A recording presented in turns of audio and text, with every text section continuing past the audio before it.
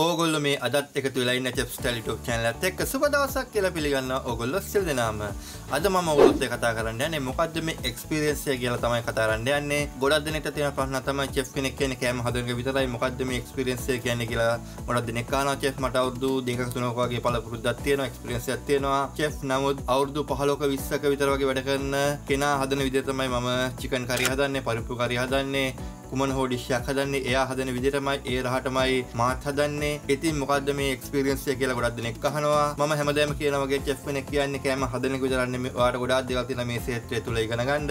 ඒ නිසා ඕගොල්ලන්ට මොකද්ද හරියට chef කෙනෙක් විදිහට එක්ස්පීරියන්ස් එක මොකද්ද කියලා දැනන්න කැමති නම් අනිවාර්යයෙන්ම මේ වීඩියෝ එක ඉවරනකම් බලන්න කියලා මම ඕගොල්ලන්ගෙන් පොඩි රික්වෙස්ට් එකක් කරනවා. ඕගොල්ලන්ට මේ වගේ කාරණා වැදගත් වෙන්නේ ඔයා අනාගතයේදී ප්‍රොෆෙෂනල් chef කෙනෙක් වෙන්න හිතන් ඉන්නව නම් තමයි ඕගොල්ලන්ට මේ වීඩියෝස් වැදගත් වෙන්නේ. මේ කාරණා වැදගත් වෙන්නේ. ඒ නිසා අනිවාර්යයෙන්ම channel එක subscribe කරන්න. chef ලට educate කරන ලංකාවේ එකම YouTube channel එක තමයි මේ chefstyle YouTube channel එක. ඒ නිසා ඔයා අනාගතයේදී professional chef කෙනෙක් වෙන්න හිතන් ඉන්නවා නම් අනිවාර්යයෙන්ම subscribe කරන්න.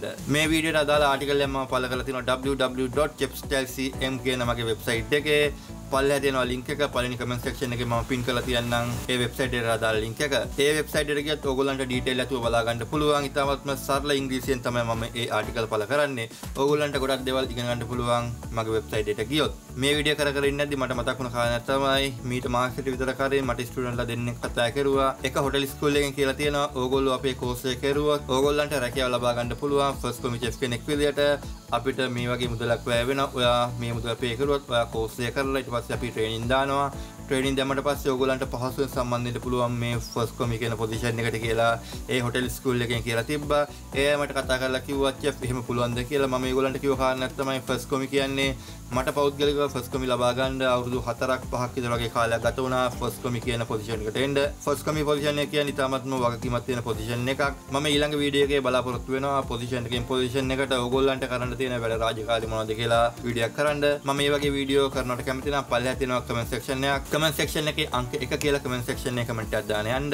comment ගොඩක් આવත් අනිවාර්යයෙන් මම ඊළඟ වීඩියෝ එක position එකෙන් position එකට කරන්න තියෙන වැඩ රාජකාරී මොනවද කියලා අනිවාර්යයෙන් මම වීඩියෝස් අරන් එනවා.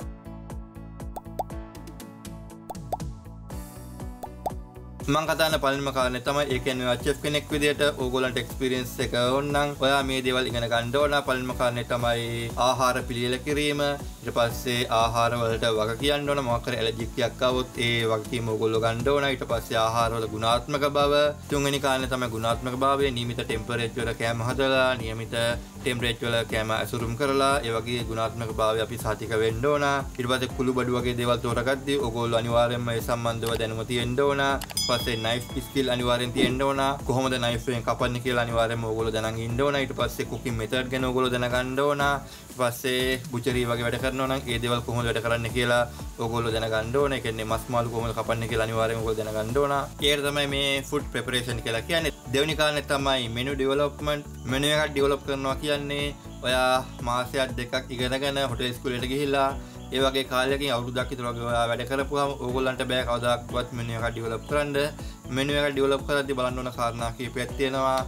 ඒ menu එකට අදාළ protein වර්ග මොනවද, vegetable item මොනවද, carbohydrate item මොනවද, පස්සේ salad item මොනවද, hot item මොනවද, cool item මොනවද, ඒ වගේ කාරණා ගොඩක් සලකා බලන්න තියෙනවා. ඊට පස්සේ ඊට අමතරව colors ටික match කරන්න ඕන. ඒ කියන්නේ rice එක part එකකින්, curry වෙන part එකකින්, ඊට පස්සේ meat එක වෙන part එකකින්, fish එක තවත් part එකකින්, ඒ වගේ pasta එක තව part එකකින්, ඒ වගේ colors match කරන්න ඕන. බුෆේ එක දිහා බලපුවාම දැක්කාම කණ්ඩ හිතෙන විදිහේ menu එකක් arrange කරන්න ඕන. ඒ වගේ විදිහට ඕගොල්ලන්ට menu එක develop කරන්න ඕන නම් අනිවාර්යයෙන්ම ඕගොල්ලන්ට අවුරුදු 5ක 6කවත් experience එකක් ඕන. ඊට අමතරව guestලා satisfy වෙන විදිහට guestලා වැඩිපුර කන්න කැමති items මොනවද කියලා අපි දැනගන්න ඕන. guestලා එක කතා කරන්න ඕන. guestලා එක කතා කරලා තමයි සාමාන්‍ය menu එකක් develop කරන්නේ. ඒකට තමයි මේ menu develop කියලා කියන්නේ. තුන්වෙනි කාරණේ තමයි kitchen management. අනිවාර්යයෙන්ම ඔයා chef කෙනෙක් විදිහට management පැත්ත ඉගෙන ගන්න ඕන.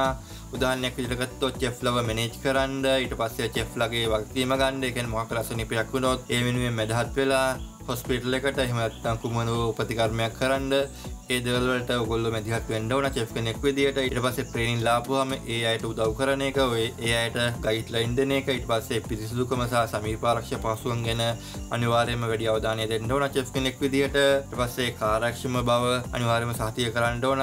ඉක්මනින් chef ලගේ වැට්ටිය ගන්න ඕන. guest complaint එන්නේ නැතුව හරි පිළිවෙලට වැඩ ටික කරන්න ඕන. හරි පරිස්සමට කැම ටික ගෙසට දෙන්න ඕන.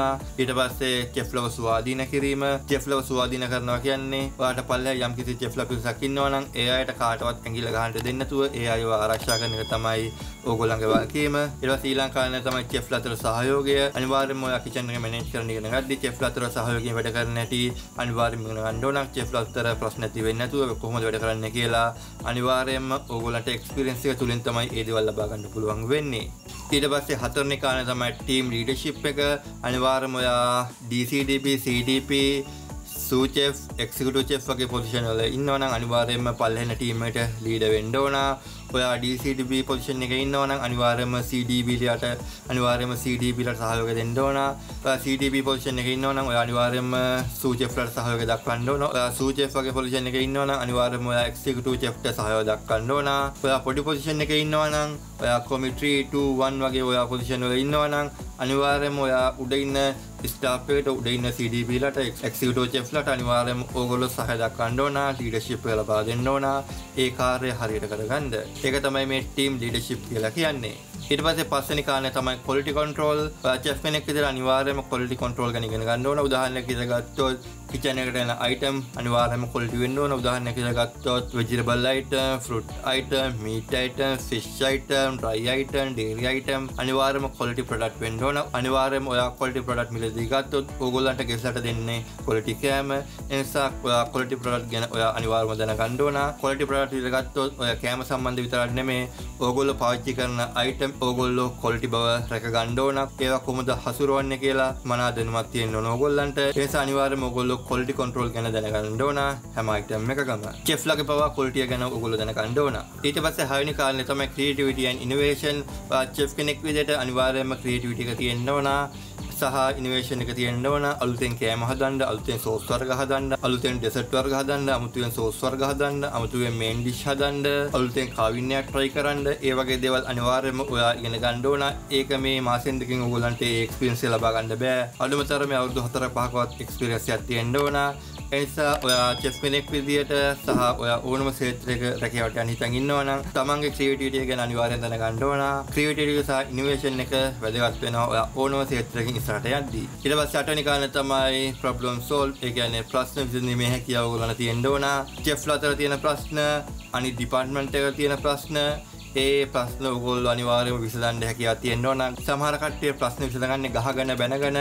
නමුත් ඔයා ප්‍රොෆෙෂනල් විදියට ඔයා වැඩ කරනවා නම් ඔයගොල්ලෝ කවදාවත් වයිලන්ස් වලට අනුමත කරන්න එපා. ඔයා අනිවාර්යයෙන්ම ප්‍රශ්න විසඳන්න හරි බුද්ධිමත්ව. ඔයා අවුරුදු 4-5ක් වැඩ කරද්දී මේ ක්ෂේත්‍රයේ Tamanට තේරෙනවා මම මේ ප්‍රශ්නේ කොහොමද විසඳ ගන්න ඕනේ කියලා. ඒ නිසා අනිවාර්යයෙන්ම ඔයා එක්ස්පීරියන්ස් එක ලබා ගන්න හොඳ තැනට යන්න පුළුවන් හැමදේම දැනුමක් විදියට ලබා ගන්න. ඊට පස්සේ අටවෙනි කාරණය තමයි කමියුනිකේෂන් ස්කිල්ස්. චෙෆ් කෙනෙක් විදිහට විතරක් නෙමෙයි ඔයා රැකියාවේ නියලිත වෙලා ඉන්නවා නම් අනිවාර්යයෙන්ම ඕගොල්ලන්ට තියෙන වැදගත් කාරණයක් තමයි මේ කමියුනිකේෂන් ස්කිල්ස් කියන දේ අනිවාර්යයෙන්ම තියෙන්න ඕන. ඔයා චෙෆ් කෙනෙක් විදිහට ඔයා කොහොමද ගෙස්ලත් එක්ක වැඩ කරන්නේ? ඔයා කොහොමද ස්ටාෆ් එකත් එක්ක වැඩ කරන්නේ? ඔයා කොහොමද එක්සිකියුටිව්ලත් එක්ක වැඩ කරන්නේ? ඔයා කොහොමද ඕගොල්ලන්ගේ හොටෙල් එකට සප්ලයි ගේන සප්ලයිලත් එක්ක වැඩ කරන්නේ? ඔයා කොහොමද ගාඩන් එකේ ඉන්න සේවකයත් එක්ක වැඩ කරන්නේ? ඒගොල්ලොත් ඒක කොහොමද වැඩ කරන්නේ කියලා අනිවාර්යයෙන්ම ඔයගොල්ලන්ට කමියුනිකේෂන් ස්කිල්ස් ඕගොල්ලන්ට අනිවාර්යයෙන්ම වැදගත් වෙනවා. සාමාන්‍ය කමියුනිකේෂන් ස්කිල්ස් ඉගෙන ගන්න ඕගොල්ලන්ට සාමාන්‍ය අවුරුදු 2-3ක්වත් අනිවාර්යයෙන්ම ගත වෙනවා. අනිවාර්යයෙන්ම සේවා කාලෙන්. ඒ නිසා ඕගොල්ලෝ අනිවාර්යයෙන්ම හදා ගන්න ඕන කාරණා තමයි මේ කමියුනිකේෂන් ස්කිල්ස්. ඒ තුලින් ඕගොල්ලන්ට හොඳ තැනකට යන්න පුළුවන්, හොඳ රැකියාව අවස්ථා ලබා ගන්න පුළුවන්. ඕගොල්ලන්ගේ කමියුනිකේෂන් ස්කිල්ස් පාවිච්චි කරලා මම මේ වීඩියෝ එක හරහා කතා කරුවා මොකද්ද මේ එක්ස්පීරියන්ස් එක කියලා කියන්නේ කියලා. ඔයා යම් කිසි අලුත් දෙයක් ඉගෙන ගත්තා නම් පල්ලෙහා තියෙන කමෙන්ට් සෙක්ෂන් එකේ කමෙන්ට් එක දාන්න යන්න. ඕගොල්ලෝ මම මොන වගේ වීඩියෝ කරනවද කැමතිද කියලා පල්ලෙහා කමෙන්ට් සෙක්ෂන් එකේ කමෙන්ට් එක දාන්න යන්න. අනිවාර්යයෙන්ම ඕගොල්ලන් කමෙන්ට් එකට මම උත්තර දෙන්න බලාපොරොත්තු වෙමින් ඉන්නවා. ඒ වෙනුවෙන් මම වීඩියෝස් අරන් එනවා. ඒ නිසා මේ වගේ අලුත් වීඩියෝ ගහම වෙනකම් මම ගිලින්නම්. මම චෙෆ් මිලාන්.